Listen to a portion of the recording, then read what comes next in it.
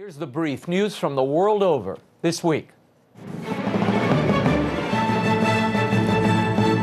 It was a big week for the underdogs in the presidential primaries. Republican Ted Cruz stormed to a commanding victory in Wisconsin on Tuesday.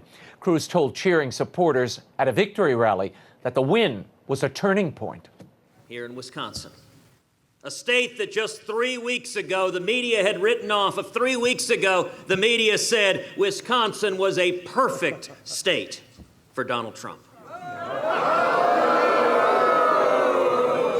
But the hard-working men and women of Wisconsin stood and campaigned tirelessly to make sure that tonight was a victory for every American. Donald Trump's defeat capped one of the worst periods of his campaign, highlighted by his weaknesses with women voters, an abortion misstep, and further questions about his policy depth. The frontrunner's chances of capturing the GOP nomination outright before the party's convention have narrowed with this Wisconsin loss. And the race for the Democratic nomination took a decidedly negative turn since Bernie Sanders' big win in Wisconsin, the sixth state in a row for Sanders. Hillary Clinton responded with a flurry of attacks against the senator, questioning his truthfulness and policy expertise. And she raised doubts about whether Sanders was qualified for the job. Sanders told a crowd of more than 10,000 people in Philadelphia on Wednesday that he thinks Clinton is not qualified to be president. The next big prize is New York. The primary for both parties will be held there a week from Tuesday on April 19th. More on this unprecedented election season, the latest polls, and that all-important delegate count with Newt Gingrich in our next segment. And in Syria, government troops and local militia have retaken the Christian city of Al-Qaryatain from the Islamic State. The city had been held by ISIS since last August. Most of the Christian population fled after its fall. Outsiders got their first look at the St. Elian monastery this week.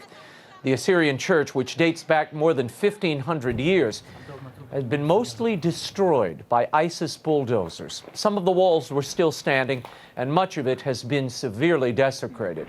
Remains were exhumed from grave sites. On a positive note, the relics of St. Elian, which were thought to have been destroyed, were found amid the rubble near the saint's tomb. Father Jacques Marod, the prior of the Syriac Catholic monastic community, reported the discovery of the relics. Meanwhile, Iraq's bishops are cautioning that their country stands at a dangerous crossroads, even as they praised government efforts against ISIS. Following a meeting of bishops on Tuesday, the Chaldean Patriarch issued a statement decrying Iraq's widespread financial corruption and sharp economic decline. They said the bishops are further praying that recent victories by Iraq and Kurdish forces against ISIS might lead to the liberation of Mosul and all of Iraq. Meanwhile, in Washington this week, President Obama reiterated that his administration is making the defeat of ISIS a top priority.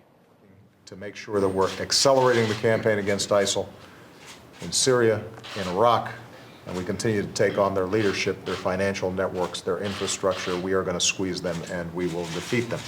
And in Rome, Pope Francis will be traveling to Greece on April 16th and visiting Ground Zero for the European migrant crisis. The Ecumenical Patriarchate of Constantinople, Bartholomew, confirmed rumors that the Holy Father will visit the island of Lesbos in a show of solidarity with the Middle Eastern refugees there. The Greek island, which is just 10 miles off the coast of Turkey, has been a main stopover for more than 1 million migrants from Syria and elsewhere seeking passage to Europe. However, under a new EU-Turkey compact, migrants landing in Lesbos will be returned to Turkey. And back in the United States, religious freedoms have been pitted against gay rights in Mississippi. The state's governor signed a law Tuesday, a bill codifying conscience protections for religious groups, businesses, and individuals working in government. Opponents of the measure suggest that the law would allow the denial of services to gay, lesbian, and transgendered people. Georgia's Republican Governor Nathan Deal vetoed a similar bill last week. This after Atlanta-based companies Coca-Cola, Delta Airlines, and others expressed vehement opposition to the measure, and the NFL threatened to withhold future Super Bowls from the state.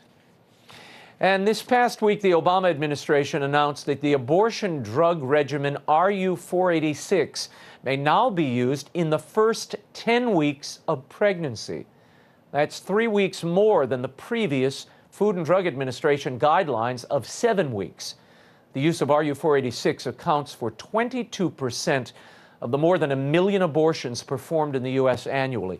In addition, its use has resulted in the death of at least a dozen mothers, 50 ectopic pregnancies, and 600 hospitalizations. Head of the U.S. Bishop's pro-life office, Cardinal Timothy Dolan, called the FDA move irresponsible and chided abortion advocates for celebrating the drug's expanded use as it, quote, further opens an ever-widening door to abortion. And next week, the Vatican will host a first-ever conference to re-examine the Church's teaching on just war theory. The symposium is a joint venture by the Pontifical Council for Peace and Justice and the Global Catholic Peace Organization, Pax Christi. As many as 80 experts will convene to rethink the way the Church looks at ethical justifications for war. The just war theory was first referred to by St. Augustine in the 4th century AD and developed more fully by St. Thomas Aquinas, both doctors of the Church. And new developments in the Church's dialogue with the Society of St. Pius X. Pope Francis met informally on April 1st with the head of the Society, Bishop Bernard Fillet. It is the first time the two have had an extended or private meeting together. According to a statement issued by the Society, the canonical status of the schismatic group was not directly addressed, but the Pope and Fillet reportedly agreed to continue talks without haste. In an interview just days before this meeting, Bishop Fillet said that he felt that Francis wants reconciliation between Rome and the Society because the Pope has special concern for what Fillet called anything that is marginalized. The Society of St. Pius X broke with Rome in 1988 after its founder ordained bishops without the Holy See's permission, incurring automatic excommunication. Pope Benedict lifted the excommunications in 2009, but the priests and bishops of the Society remain under suspension from ministry. And finally, we are still mourning the death of our dear Mother Mary Angelica. If you haven't been with us recently, Mother died on Easter Sunday and was laid to rest April 1st at Our Lady of the Angels Monastery in Hanceville, Alabama. To honor Mother, the Alabama legislature on Tuesday unanimously passed a resolution that read, quote, in highest tribute to her indelible legacy, she has profoundly impacted others through her compelling studio productions, spiritual talks, and writings. Last week was a difficult week for all of us, and it was an honor for me to be able to anchor Mother's funeral and the associated events, and for our team to remember Mother in a special way with all of you.